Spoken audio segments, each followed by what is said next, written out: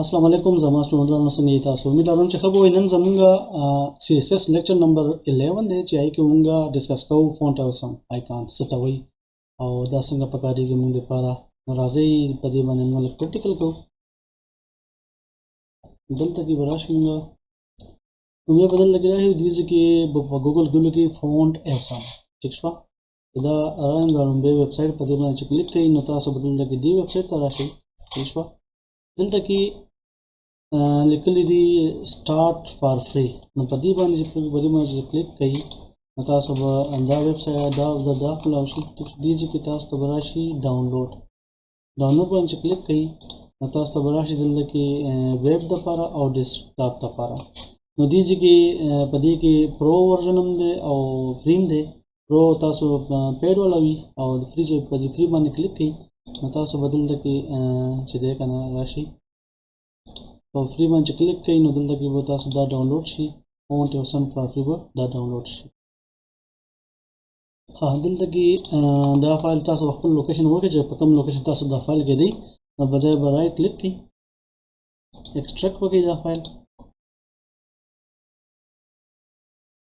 او دې ځای ته به راشي دا به اوپن کړئ دې کې موږ سره ضروري فایل چې دی دا CSS هم دی JS هم دی خو موږ به CSS دا CSS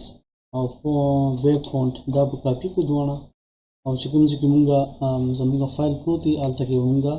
دا پیسټ کو دا ما کاپي کو دلته نه دواړه کاپي او دې ځای کې به دا دواړه فایلونه موږ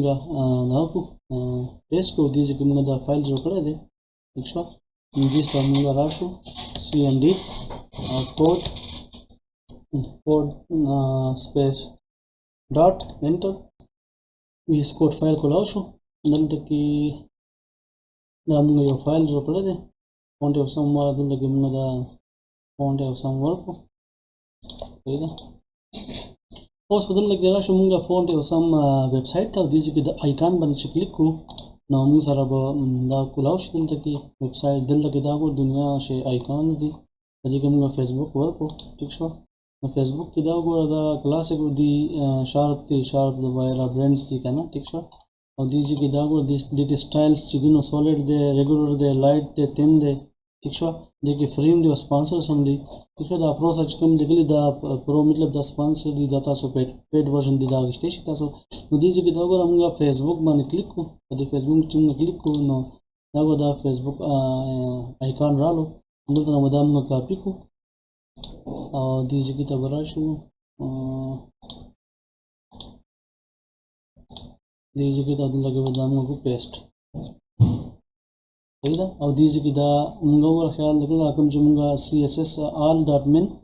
دې کې فایل دی په css کې او بل فایل دی فونټ اوسم کې .min فایل دی css کې دا موږ تاسو دلته کې خیمه دلته چې دا فایل دی دا ور css کې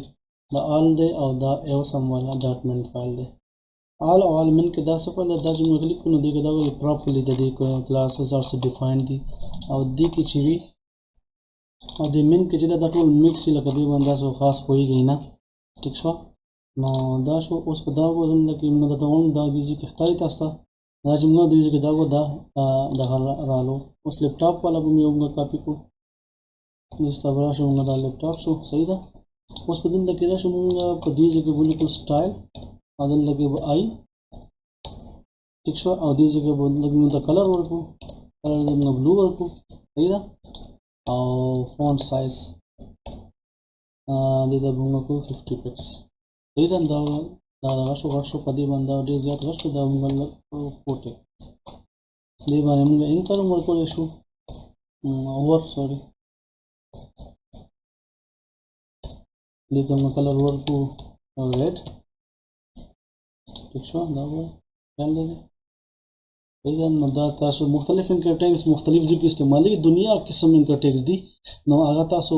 چې دی نو په دې باندې